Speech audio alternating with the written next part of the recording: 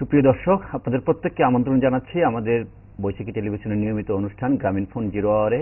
আপনারা জানেন এই অনুষ্ঠানে আমরা সমসাময়িক প্রসঙ্গ নিয়ে আলোচনা করি।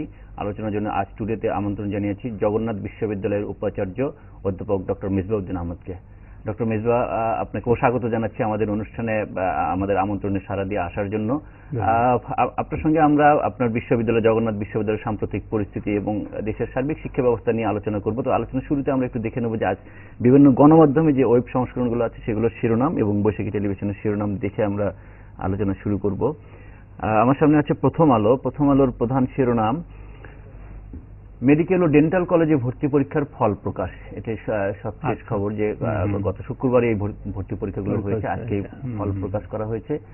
আর একটি খবর আছে বড় ঋণ খেলাপিদের কি হবে, এটি একটি খবর।